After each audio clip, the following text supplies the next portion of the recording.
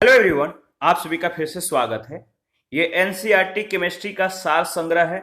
आज का टॉपिक है मानव जीवन में रसायन, केमिस्ट्री इन ह्यूमन लाइफ। अध्याय 14 है। तो चलिए स्टार्ट करते हैं। देखिए, मानव अपने दैनिक जीवन में विभिन्न उद्देश्यों की पूर्ति के लिए अनेक वस्तुओं का प्रयोग करता है। ये सभी वस्तुएं किसी न किसी रासायनिक तत्व या इन तत्वों के मिश्रण से निर्मित होती है। मानव के द्वारा व्यक्तिगत या व्यवसायिक स्तर पर प्रयोग किए जाने वाले प्रमुख रासायनिक पदार्थों का जो वर्गीकरण है, याद रखिएगा। साबुन एवं अपमार्जक, तेल एवं वसा, औषधियां, सौंदर्य प्रसाधन, मोम, बहुलक एवं रेशे, सीमेंट, उर्वरक, कांच और रंजक। देखिए, साबुन और अपमार्जक, सोप्स एंड डिटर्जेंट्स, इसके बारे में डिस्कस कर लेते हैं। साबुन जल में घुलनशील उच्च वसीय अम्लों के सोडियम या पोटेशियम लवणों से निर्मित होते हैं।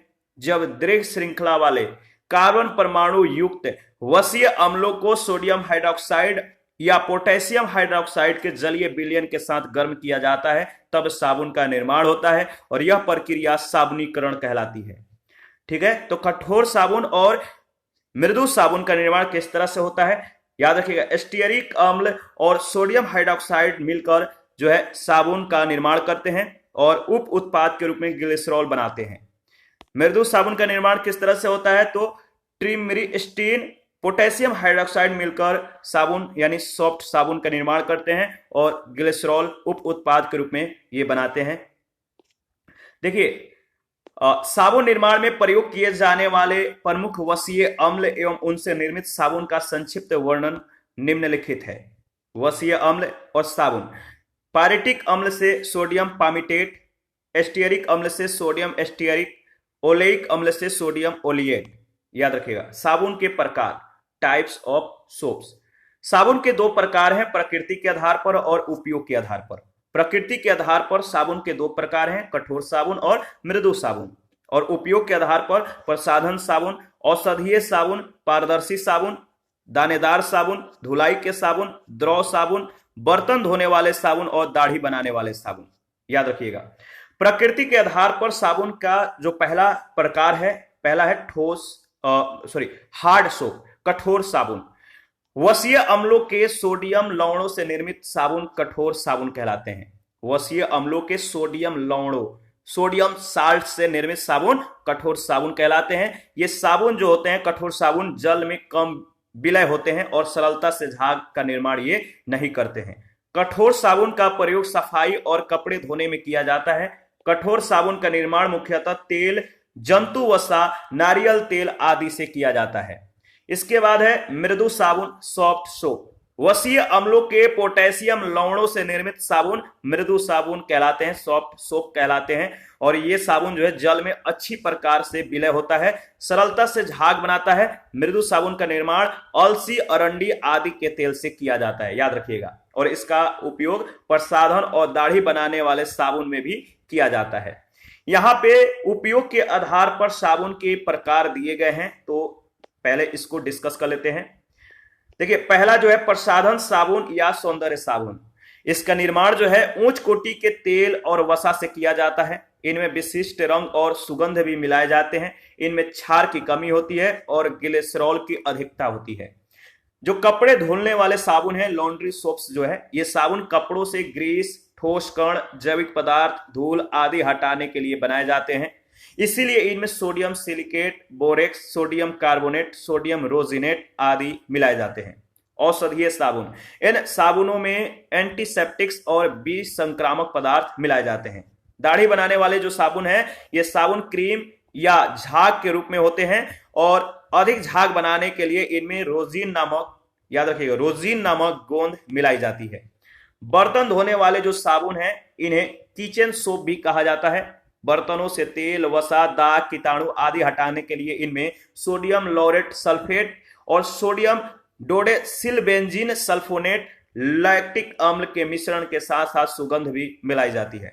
पारदर्शी साबुन, ट्रांसपेरेंट सोप्स। ये साबुन जो पारदर्शी साबुन है, इस साबुन का निर्माण उष्ण विधि के द्वारा किया जाता है, हॉट मेथड के द्वारा। हॉट मेथड के द्वारा पारदर्शी साबुन बनाया जाता है। साबुन को पारदर्शी बनाने के लिए इनमें, याद रखिएगा, उच्च तापमान पर एथिल एल्कोहल मिलाया जाता है। द्रव या तरल साबुन। द्रव साबुन के निर्माण में पोटेशियम हाइड्रोक्साइड का प्रयोग किया जाता है। ठोस साबुन के तुलना में इनके निर्माण की प्रक्रिया अधिक जटिल है। उत्तम साबुन के गुण, क्वालिटीज ऑफ गुड सोप। देखिए, एक उत्तम साबुन का 100 प्रमुख गुण अपने मुख्य उद्देश्य या सफाई करने में सक्षम होने हैं और इसके अतिरिक्त उनमें निम्नलिखित गुण भी होनी चाहिए। पहला, साबुन में मुक्त क्षार की उपस्थिति नहीं होनी चाहिए, अन्यथा यह त्वचा के लिए हानिकारक हो सकता है। दूसरा, साबुन में नमी की जो मात्रा होनी चाहिए अधिकतम 10% तक होनी चाहिए और साबुन पर्याप्त रूप से सॉलिड होना चाहिए और प्रयोग के दौरान चटकना नहीं चाहिए, टूटना नहीं चाहिए। प्रयोग के दौरान इससे पर्याप्त मात्रा में झाग बनाना चाहिए। डिटर्जेंट्स क्या है, इसके बारे में डिस्कस कर लेते हैं। देखिए, अपमार्जक को साबुन रहित साबुन यानी सोपलेस साबुन या सोपलेस सोप भी कहा जाता है, क्योंकि ये साबुन से भिन्न होते हैं, परंतु साबुन के समान ही सफाई के लिए इनका प्रयोग किया जाता है। अपमार्जकों का जो निर्माण है वसा, तेल और पेट्रोलियम से प्राप्त हाइड्रोकार्बन से होता है। अपमार्जक एल्कीन प्रकार के हाइड्रोकार्बन्स के सल्फोनिक अम्लों के सोडियम या पोटेशियम लवण होते हैं। इसके प्रमुख उदाहरण जो है निम्नवत है, याद रखिएगा। पहला है सोडियम लॉरिल सल्फेट, दूसरा है सोडियम डोडेसिल बेंजीन सल्फोनेट। ठीक है, कठोर जल में साबुन और अपमार्जक की कार्य क्षमता क्या होती है, इसके बारे में डिस्कस कर लेते हैं। कठोर साबुन जो है, कठोर जल में जो साबुन है, साबुन कठोर जल में उपस्थित कैल्शियम और मैग्नीशियम आयनों से क्रिया करके चिकने मलफेन का निर्माण करते हैं जो कपड़े और बालों पर चिपक जाते हैं। और इसके विपरीत अपमार्जक जो है कठोर जल में उपस्थित कैल्शियम और मैग्नीशियम के साथ किसी प्रकार के अविलय और छेप का निर्माण नहीं करते हैं और इस प्रकार अपमार्जक मृदु और कठोर दोनों प्रकार के जल में प्रयोग किए जा सकते हैं। अपमार्जकों में एक या एक से अधिक पृष्ठ संक्रियक उपस्थित होते हैं। एक या एक से अधिक पृष्ठ संक्रियक उपस्थित होते हैं जो जल के सरफेस टेंशन को यानी पृष्ठ तनाव को कम करते हैं और इन पृष्ठ संक्रियाकों को, याद रखिएगा, इन पृष्ठ संक्रियाकों का एक सिरा जो है जल के अणुओं के साथ, दूसरा सिरा कपड़ों में उपस्थित मैल के साथ जुड़ जाता है और इस प्रकार अपमार्जक मिश्रित जल कपड़ों में गहराई तक पहुंच जाता है और धुलाई के पश्चात कपड़ों का मैल जल के साथ ही बाहर निकल जाता है। साबुन और अपमार्जक में अंतर क्या है, तो इसके बारे में डिस्कस कर लेते हैं। ठीक है, तो साबुन जो है, याद रखिएगा, साबुन या उच्च वसीय अम्लों के सोडियम और पोटेशियम लवण होते हैं। अपमार्जक सल्फोनिक अम्लों के सोडियम या पोटेशियम लवण होते हैं। साबुन इनमें, याद रखिएगा, इनमें जो है -COONA समूह होता है और अपमार्जक में SO3Na का समूह होता है। साबुन ये कठोर जल, अम्लीय जल और लवणीय जल के साथ अच्छी तरह से कार्य नहीं करता है, लेकिन अपमार्जक कठोर जल, अम्लीय जल और लवणीय जल के साथ भी क्रिया करता है। साबुन पूर्णतः जैव अपघटनीय होते हैं, लेकिन जो अपमार्जक है शाखित हाइड्रोकार्बन के श्रृंखला युक्त कुछ अभिकर्मक और जैव अपघटनीय होते हैं। ये साबुन जो है उन्हीं कपड़ों के साथ अधिक व्यवहारिक नहीं होता है, अच्छा काम नहीं करता है, लेकिन अपमार्जक जो है ये उन्हीं वस्त्रों के साथ अधिक जो है व्यवहारिक होते हैं। साबुन त्वचा के लिए हानिकारक है। अपमार्जक या जल में तीव्रता से घुलते हैं। साबुन के जो उदाहरण है, याद रखिएगा, जो एग्जाम्पल है उदाहरण, सोडियम एस्टियरेट तथा सोडियम पामिटेट, ये साबुन के उदाहरण है। और अपमार्जक के sodium lauryl sulphate, sodium dodecyl benzene sulphonate, ये जो अपमार्जक है इसके उदाहरण है। तेल एवं वसा, इसके बारे में डिस्कस कर लेते हैं। उच्च वसीय अम्लों या कार्बोक्सिलिक अम्लों एवं ग्लिसरॉल की अभिक्रिया से उत्पन्न एस्टर यौगिक तेल या वसा कहलाते हैं। तेल और वसा निर्माण की यह प्रक्रिया एस्टरीकरण कहलाती है। एस्टरीकरण क्या है, इसके बारे में डिस्कस कर लेते हैं। एस्टरीकरण, जब किसी कार्बोक्सिलिक अम्ल को अल्कोहल के साथ किसी उत्प्रेरक की उपस्थिति में उपचारित किया जाता है तो एस्टर यौगिक और जल का निर्माण होता है। यह प्रक्रिया एस्टरीकरण कहलाती है। एस्टरीकरण से प्राप्त एस्टर यौगिकों में वसीय अम्ल के 3 अणुओं एवं ग्लिसरॉल की उपस्थिति होती है, इसीलिए इन्हें ट्राइग्लिसराइड्स भी कहा जाता है। यहाँ पे इसके जो रिएक्शन है दिखाया गया है, तो याद रखिएगा। यदि ग्लिसरॉल, देखिए ग्लिसरॉल में उपस्थित तीनों OH समूह एक ही प्रकार के वसीय अम्ल से एस्टरीकृत हो जाते हैं तो प्राप्त एस्टर यौगिक साधारण ट्राइग्लिसराइड कहलाता है, जो कि मुख्यतः प्रयोगशाला में निर्मित किए जाते हैं। इसके विपरीत विशुद्ध ट्राइग्लिसराइड एस्टर प्राकृतिक रूप से प्राप्त वसाओं और तेलों में पाए जाते हैं, जिनमें दो या तीन प्रकार के दो या तीन प्रकार के वसीय अम्ल उपस्थित होते हैं, इसीलिए इन्हें मिश्रित ट्राइग्लिसराइड कहा जाता है। तेल एवं वसा दोनों का निर्माण कार्बन, हाइड्रोजन और ऑक्सीजन तत्वों से होता है। ये दोनों पदार्थ लंबी श्रृंखला वाले वसीय अम्ल हैं, जो मानव शरीर के लिए पोषक तत्व के रूप में महत्वपूर्ण है। इनके नियंत्रित सेवन से शरीर की ऊर्जा और प्रतिरक्षा शक्ति में वृद्धि होती है। याद रखिएगा। वसाओं के प्रकार, टाइप्स ऑफ फैट्स, संतृप्त वसाएं, सैचुरेटेड फैट्स, इसके बारे में डिस्कस कर लेते हैं। तो देखिए वे फैट्स जिनकी रासायनिक संरचना में सभी कार्बन परमाणु एकल बॉन्ड यानी सिंगल बॉन्ड, एकल आबंध के द्वारा संयोजित होते हैं। तो वे वसाएं जिनकी रासायनिक संरचना में भी सभी कार्बन परमाणु जो है एकल आबंध सिंगल बॉन्ड के द्वारा संयोजित होते हैं, संतृप्त वसाएं कहलाती है। याद रखिएगा। अधिकांश जंतु वसाएं संतृप्त वसाएं होती हैं। ये वसाएं सामान्य ताप पर ठोस होती है। इन वसाओं का क्वथनांक यानी बॉइलिंग पॉइंट उच्च होता है। यहां से प्रश्न कई बार पूछे गए हैं, याद रखिएगा। संतृप्त वसाओं के जो मुख्य स्रोत हैं, मांस है, मुख्यतः लाल मांस, रेड मीट, दुग्ध एवं दुग्ध उत्पादन, मक्खन, मलाई, दही आदि, सेके हुए खाद्य पदार्थ जैसे बिस्कुट, पेस्ट्री, केक आदि, नारियल और ताड़ का तेल आदि, ये सभी संतृप्त वसाओं के मुख्य स्रोत हैं। इसके बाद है असंतृप्त वसाएं, अनसैचुरेटेड फैट्स। ऐसी वसाएं जिनकी रासायनिक संरचना में कार्बन परमाणुओं की श्रृंखला में कम से कम एक द्विआबंध डबल बॉन्ड उपस्थित होते हैं, असंतृप्त वसाएं कहलाती है। ये वसाएं सामान्य ताप पर द्रव अवस्था में होती है। याद रखिएगा। देखिए, अधिकांश वनस्पति तेल असंतृप्त वसाएं होती हैं, परंतु नारियल तेल, ताड़ का तेल आदि में संतृप्त वसाएं पाई जाती है। असंतृप्त वसाओं के जो मुख्य स्रोत हैं, याद रखिएगा, वनस्पति तेल जैसे जैतून, सूरजमुखी, मूंगफली आदि का तेल में असंतृप्त अनसैचुरेटेड फैट्स पाया जाता है। बादाम, अखरोट, काजू, मूंगफली, मैकाडोमिया नट्स, एवोकाडो, तैलीय मछलियां जैसे सैल्मन, मैकेरेल, हेरिंग आदि, इन सभी में जो है अनसैचुरेटेड या असंतृप्त वसाओं को पाया जाना जो है, ये सभी स्रोत हैं। तो इन सभी में कौन कौन सा याद रखिएगा, जो सैचुरेटेड फैट्स हैं और अनसैचुरेटेड फैट्स हैं, इनके जो स्रोत हैं आपको ध्यान में रखना है। यहां से प्रश्न पूछे जाते हैं। तेल और वसाओं से संबंधित रासायनिक अभिक्रियाएं। तेल और वसाओं के प्रयोग से दो महत्वपूर्ण रासायनिक अभिक्रियाएं संपन्न होती हैं, जो निम्नवत है। पहला है साबुनीकरण यानी क्षार की उपस्थिति में तेल और वसा का जल अपघटन करने पर ग्लिसरॉल और साबुन का निर्माण होता है। क्षार NaOH या KOH की उपस्थिति में तेल और वसा का जल अपघटन क्या कहलाता है? हाइड्रोलाइसिस करने पर ग्लिसरॉल और साबुन का निर्माण होता है। यह प्रक्रिया साबुनीकरण कहलाती है। ठीक है, याद रखिएगा। देखिए, दूसरा है हाइड्रोजनीकरण। द्रव वनस्पति तेलों में उच्च ताप एवं दाब पर हाइड्रोजन मिलाने पर ये ठोस वसाओं में परिवर्तित हो जाते हैं। यह प्रक्रिया हाइड्रोजनीकरण कहलाती है। वनस्पति तेलों से वनस्पति घी का निर्माण इसी विधि से किया जाता है। किस विधि से? हाइड्रोजनीकरण विधि से। ट्रांस फैट क्या है, इसके बारे में डिस्कस कर लेते हैं। यदि हाइड्रोजनीकरण आंशिक रूप से हो तो प्राप्त वसा ट्रांस फैट कहलाती है।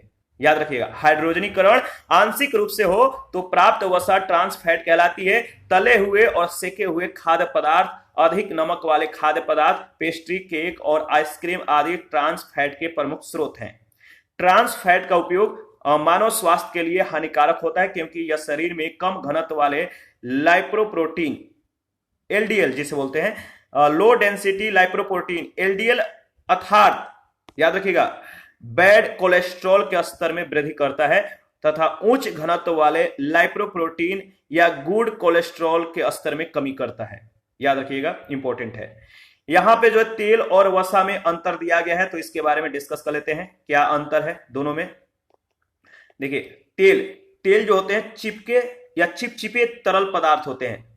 तेल जो होते हैं चिपचिपे तरल पदार्थ होते हैं जो पौधों के फलों और बीजों में पाए जाते हैं। जो फैट है, वसा ऐसे तैलीय पदार्थ है। जो फैट है ये ऐसा एक तैलीय पदार्थ है जो जंतु की त्वचा के नीचे अंगों के चारों ओर, त्वचा के नीचे अंगों में चारों ओर पाया जाता है। तेल जो है मुख्यतः असंतृप्त वसीय अम्लों से निर्मित होता है, वसा संतृप्त वसीय अम्लों से निर्मित होता है। तेल सामान्यतः या सामान्य ताप पर द्रव अवस्था में होता है और वसाएं सामान्य ताप पर ठोस अवस्था में होता है। तेलों का मुख्य स्रोत वनस्पतियां हैं और वसाओं का मुख्य स्रोत जंतु है। तेल मुख्यतः दो प्रकार के होते हैं, एकल असंतृप्त और बहुल असंतृप्त। वसा मुख्यतः दो प्रकार के होते हैं। वसा की जो प्रकार है दो प्रकार की है, ट्रांस वसाएं और ट्रांस फैट्स, और याद रखिएगा ट्रांस फैट्स और सैचुरेटेड फैट्स, संतृप्त वसाएं और ट्रांस वसाएं। तेलों के उपभोग से हृदय संबंधी रोगों का खतरा कम होता है, वसाओं के उपभोग से हृदय संबंधी रोगों का खतरा बढ़ जाता है। तेलों के जो उदाहरण है, ऑलिव है यानी जैतून, कैनोला, मूंगफली, तिल, सोयाबीन, सूरजमुखी, सरसों आदि के तेल। वसाओं के जो उदाहरण हैं, घी है, मक्खन है, मलाई है, मांस है, चर्बी आदि है। मोम क्या है? वैक्स के बारे में डिस्कस कर लेते हैं। तो देखिए, मोम जो है, मोम लंबी एल्किल श्रृंखला से युक्त कार्बनिक पदार्थ है जिनमें असंतृप्त कार्बन बंध तथा विभिन्न प्रक्रियात्मक समूह, प्राथमिक और द्वितीय अल्कोहल, कीटोन्स, एल्डिहाइड्स पाए जाते हैं। देखिए, मोम 40 डिग्री से उच्च ताप पर पिघलकर निम्न श्यानता वाले द्रव में परिवर्तित हो जाते हैं। मोम जल में अविलय परंतु कार्बनिक और अध्रुवीय विलायकों में ये विलय होते हैं। ये प्राकृतिक रूप से पादप जंतुओं और पेट्रोलियम यौगिकों के संश्लेषण से प्राप्त किए जाते हैं। मोम के प्रकार, पहला है मधुमक्खी का मोम।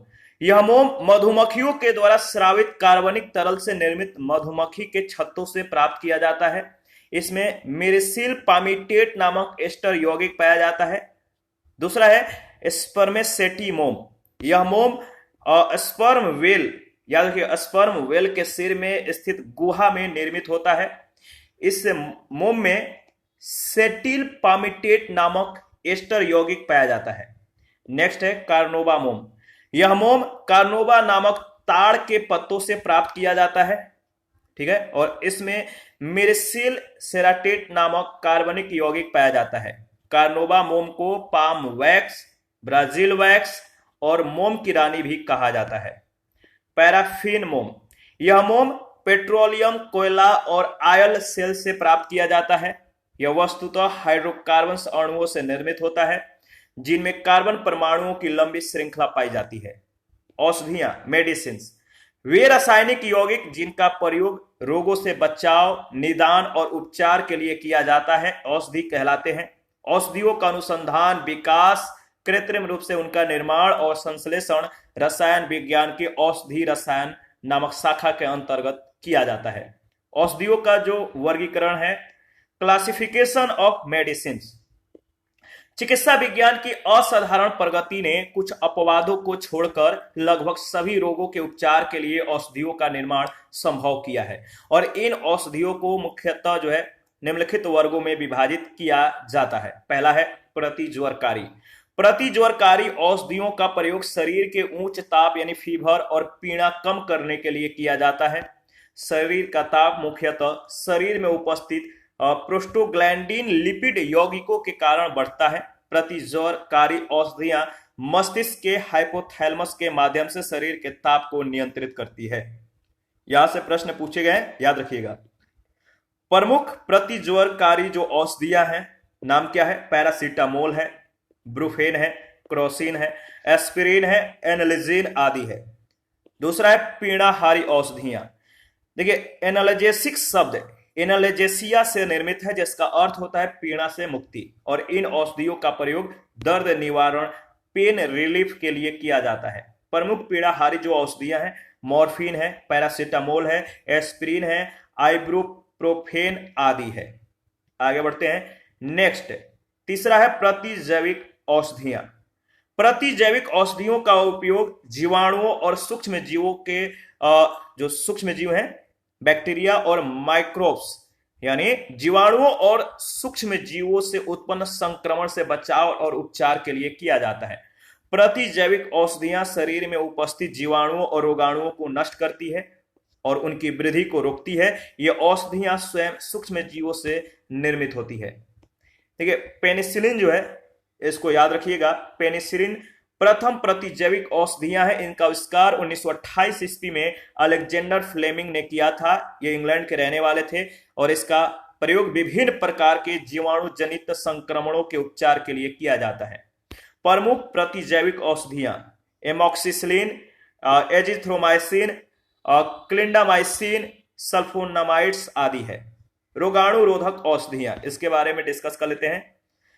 देखिए, रोगाणु रोधक औषधियां प्रति सूक्ष्म जीवाणु पदार्थ होती है जिनका प्रयोग क्षतिग्रस्त त्वचा यानी चोट लगने और जलने से लगे घाव को संक्रमण से, जो जल जाते हैं, जलने से जो घाव बन जाते हैं, इनके संक्रमण से बचाव और शीघ्र उपचार के लिए रोगाणु रोधक औषधियों का प्रयोग किया जाता है। और प्रमुख जो रोगाणु रोधक औषधियां हैं कौन कौन से हैं, याद रखिएगा।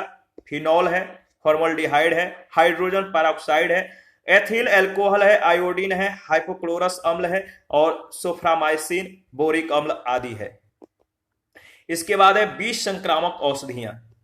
बीज संक्रामकों का प्रयोग वस्तुओं और स्थानों को कीटाणु जीवाणु मुक्त बनाने के लिए, जैसे फर्श, नालियां और विभिन्न उपकरण को मतलब जो कीटाणु और जीवाणु मुक्त बनाने के लिए जो है इनका प्रयोग किया जाता है। बीज संक्रामक औषधियों का, बीज संक्रामकों का प्रयोग सजीवों पर नहीं किया जाता है क्योंकि वे जो होते हैं जीवाणु रोधी औषधियों की अपेक्षा अधिक विषाक्त होती है। प्रमुख बीज संक्रामक औषधियां कौन कौन से? फिनॉल है, थाइमोल है, एथेनॉल है, आयोडीन आधारित बीज संक्रामक अथवा आयोडोफर्स क्लोरीन आधारित बीज संक्रामक आदि। सल्फा ड्रग्स अथवा सल्फोनेमाइड, यह सल्फोनेमाइड प्रक्रियात्मक समूह युक्त कार्बनिक औषधियों का समूह है। सल्फा ड्रग्स वस्तुतः संश्लेषित प्रतिजैविक होते हैं। यह प्रथम रासायनिक पदार्थ है जिनका मानव में जीवाणु जनित संक्रमण के उपचार और बचाव के लिए जो है व्यवस्थित रूप से प्रयोग किया जाता है। तो जिनका ये जो कह सकते हैं जो संश्लेषित प्रतिजैविक होते हैं सल्फा ड्रग्स, ये प्रथम रासायनिक पदार्थ हैं जिनका मानव में जीवाणु जनित संक्रमण के उपचार और बचाव के लिए व्यवस्थित रूप से उपयोग किया जाता है। वर्तमान अन्य प्रभावी प्रतिजैविक या प्रतिजैवियों की उपलब्धता के कारण इनका सीमित उपयोग किया जाता है। ठीक है, प्रमुख सल्फा ड्रग्स कौन कौन से हैं? तो सल्फापिरिडीन है, सल्फापेरिन है और सल्फेनिलेमाइड है आदि है। तो याद रखिएगा। निश्चेतक औषधियां, ऐसी औषधियां जो संपूर्ण शरीर या किसी अंग विशेष को एक सीमित समय तक चेतना शून्य कर देती है, निश्चेतक औषधियां कहलाती है। ऐसी औषधियां जो संपूर्ण शरीर या किसी अंग विशेष को एक सीमित समय के लिए क्या कर देता है? शून्य कर देता है। कुछ भी करने पर जो है अनुभव नहीं होता है, घाव चोट या आप सुई चुभोइएगा तो भी अनुभव नहीं होगा, तो शून्य कर देता है। निश्चेतक औषधियां कहलाती हैं। किसी अंग विशेष को चेतना शून्य करने वाले निश्चेतकों को अस्थानीय निश्चेतक तथा संपूर्ण शरीर को चेतना शून्य करने वाले निश्चेतकों को सामान्य निश्चेतक कहा जाता है। निश्चेतकों का प्रयोग शरीर में विशिष्ट चिकित्सकीय परीक्षण होते हैं या शल्य क्रियाएं होती हैं, इन समय या इस दौरान किया जाता है। तो निश्चेतकों का प्रयोग जो है कब होता है? तो विशिष्ट चिकित्सकीय परीक्षण या शल्य क्रिया सर्जरी के समय जो है किया जाता है। और प्रमुख निश्चेतक जो औषधियां हैं, स्थानीय निश्चेतक एमाइड अथवा एस्टर आधारित होते हैं, जैसे कोकेन, प्रोकेन, लिडोकेन और प्रिलोकेन आदि।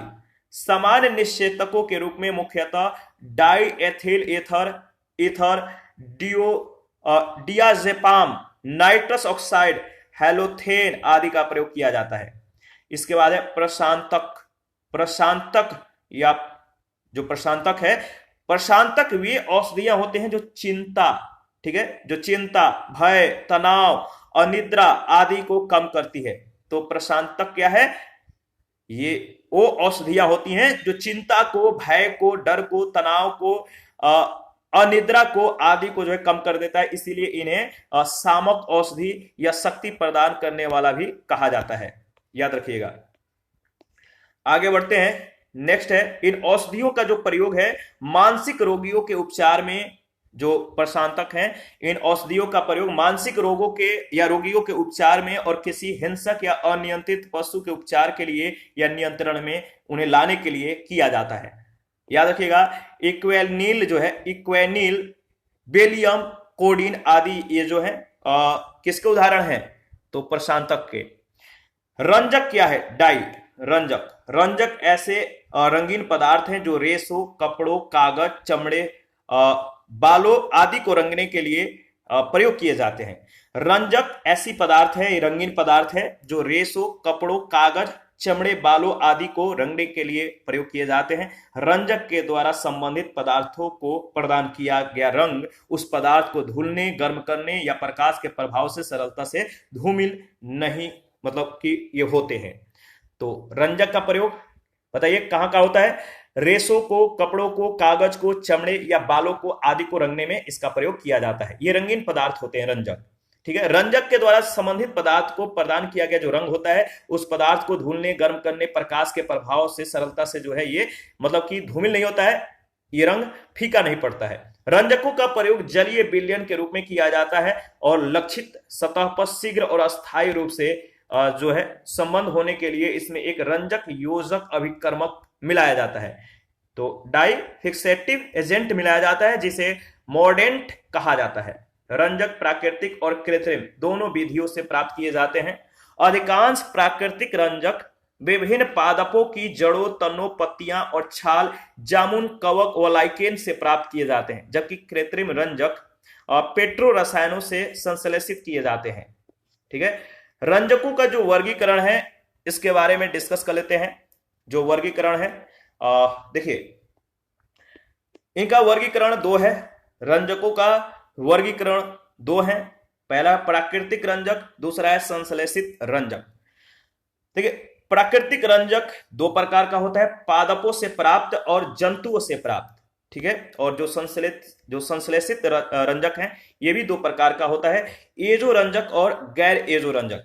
एजो रंजक ये इसके भी विभिन्न प्रकार हैं, अम्लीय रंजक, क्षारीय रंजक, रंग योजक रंजक, वैट रंजक, गंधक रंजक और क्रियाशील रंजक। ठीक है, और इन सभी को जो है बारी बारी से हम लोग डिस्कस करेंगे।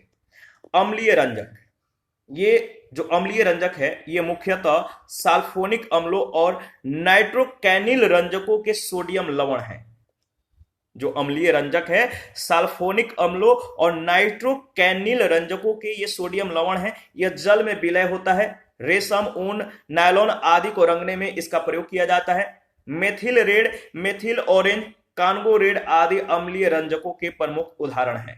क्षारीय रंजक, ये प्राय रंगीन क्षारों के हाइड्रोक्लोरिक या जिंक क्लोराइड लवण हैं। ये नायलॉन और पॉलिस्टर की रंगाई में प्रयुक्त होते हैं, जैसे नेफ्थाल एलो एस, ठीक है, नेफ्थाल एलो एस और मैलेकाइट ग्रीन। रंग योजक रंजक, इनके प्रयोग के लिए इनमें रंग योजक या रंग बंधक मिलाना पड़ता है। ऊन की रंगाई में क्रोमियम, ताम्र, लौह एवं एल्यूमिनियम रंजकों का प्रयोग किया जाता है। इसके बाद है वैट रंजक। जल में अविलय इन रंजकों को क्षार व सोडियम हाइपोसल्फाइड से अपचयित करने के पश्चात सूती वस्त्रों को रंगने में प्रयोग करते हैं, जैसे नील, इंडिगो। गंधक रंजक, गंधक युक्त रंजक जल में अविलय होता है। यह सूती वस्त्रों की गहरे रंगों से रंगाई में प्रयुक्त किए जाते हैं। क्रियाशील रंजक, इन रंजकों में रेशों के साथ संयुक्त होने का विशिष्ट गुण पाया जाता है। इनका प्रयोग मुख्यतः सूती कपड़ों, पटसन या ऊन को रंगने में किया जाता है। इसके बाद है पॉलीमर्स, बहुलक। देखिए, जो बहुलक है इसके बारे में देख लेते हैं। बहुलक अर्थात पॉलीमर, पॉली प्लस मर, इसका जो शाब्दिक अर्थ होता है अनेक भाग या इकाइयां। बहुलक बृहत अणु होते हैं जिनका निर्माण अनेक उप इकाइयों के पुनरावृत्त संयोजन से होता है। बहुलकों के जो उदाहरण हैं डीएनए, पॉलीथीन, प्लास्टिक रेसे आदि हैं। तो बहुलकों के उदाहरण क्या है? डीएनए है, पॉलीथीन है, प्लास्टिक रेसे आदि हैं। इन उप इकाइयों को एकलक कहा जाता है। क्या कहा जाता है? एकलक। ठीक है, मोनोमर, जो परस्पर सहसंयोजी आबंधों के द्वारा जुड़ी होती है। एकलक सरल संरचना वाले अभिक्रियाशील अणु होते हैं जिसमें परस्पर संयोजित होकर लंबी श्रृंखला बनाने की प्रवृत्ति होती है। याद रखिएगा। इसके बाद जो है नेक्स्ट, इसमें यहां पर आप देख सकते हैं बहुलकीकरण। ठीक है, बहुलकीकरण वह संपूर्ण प्रक्रिया जिसके अंतर्गत एकलक इकाइयां परस्पर अभिक्रिया करके लंबी बहुलक श्रृंखलाओं का निर्माण करती है, बहुलकीकरण कहलाती है। बहुलकीकरण का जो वर्गीकरण है, इन्हें दो वर्गों में विभाजित किया जाता है, योगात्मक बहुलकीकरण और संघनन बहुलकीकरण। योगात्मक बहुलकीकरण क्या है?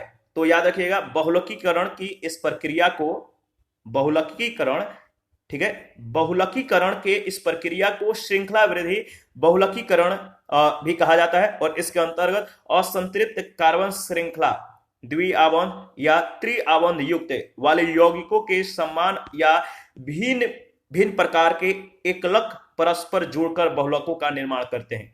Polyvinyl chloride, PVC, polythene, Teflon, rubber आदि बहुलकों का निर्माण योगात्मक बहुलकीकरण के माध्यम से होता है। दूसरा है संघनन बहुलकीकरण। बहुलकीकरण की इस प्रक्रिया को चरण वृद्धि बहुलकीकरण भी कहा जाता है। यह एक चरणबद्ध प्रक्रिया है जिसमें दो क्रियात्मक समूह वाले एकलकों के पुनरावृत्त संघनन से बहुलकों का निर्माण होता है। इस प्रक्रिया में प्रत्येक चरण के पश्चात प्राप्त उत्पाद में भी दो क्रियात्मक समूह उपस्थित होते हैं। संघनन बहुलकीकरण की प्रक्रिया में कुछ सरल अणुओं जैसे जल, अमोनिया, अल्कोहल आदि की हानि होती है।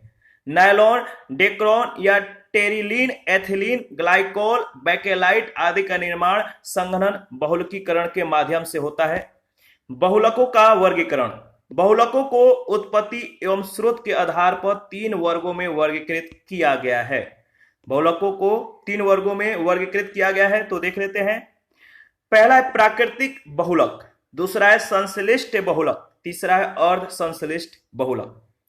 प्राकृतिक बहुलक के जो स्रोत हैं पादप और जंतुओं से प्राप्त होते हैं जैसे प्रोटीन, सेल्यूलोज, स्टार्च, रबर आदि।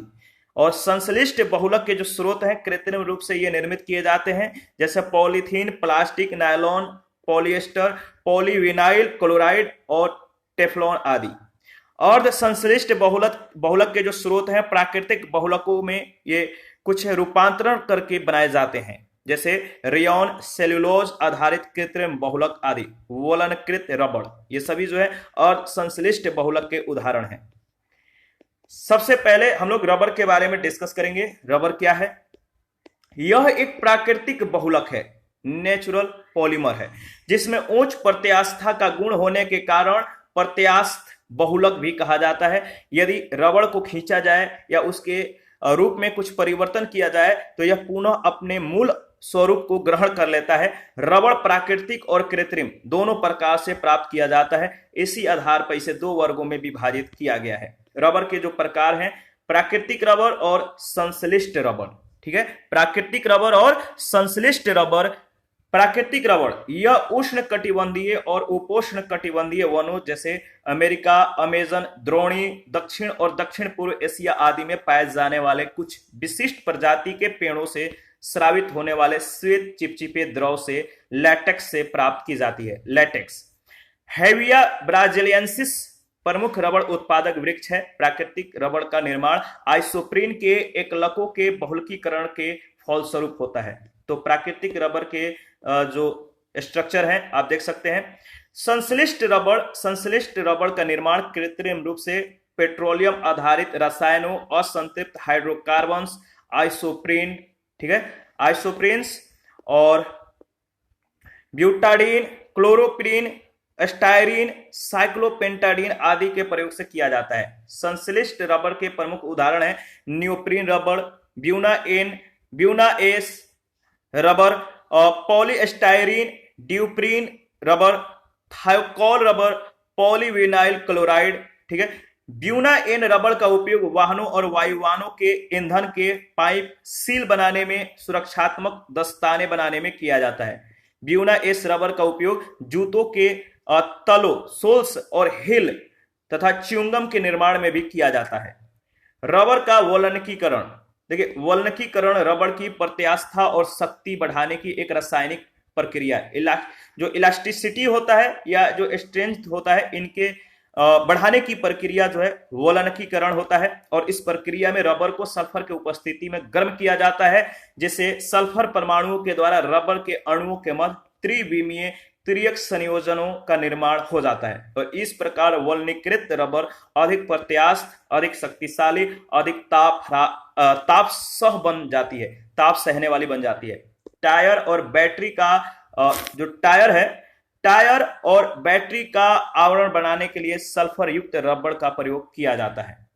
इसके बाद है रेसे, इसको हम लोग बाद में नेक्स्ट सेशन में यहां से कवर करेंगे। अभी के लिए इतना ही, हमें इजाजत दीजिए। आप अपना प्रतिक्रिया देते रहिए, आपके प्रतिक्रियाओं का हमें बेसब्री से इंतजार रहता है। और जिन लोगों ने Telegram channel, Telegram quiz group, Facebook page, Instagram को ज्वाइन नहीं किया, वीडियो के डिस्क्रिप्शन बॉक्स में उसका लिंक है, आप ज्वाइन कर सकते हैं। और किसी भी टॉपिक में, किसी भी प्रश्न में, कहीं भी कोई भी डाउट हो, आप हमें कमेंट कर सकते हैं। थैंक यू, मिलते हैं नेक्स्ट सेशन में। अभी के लिए इतना ही।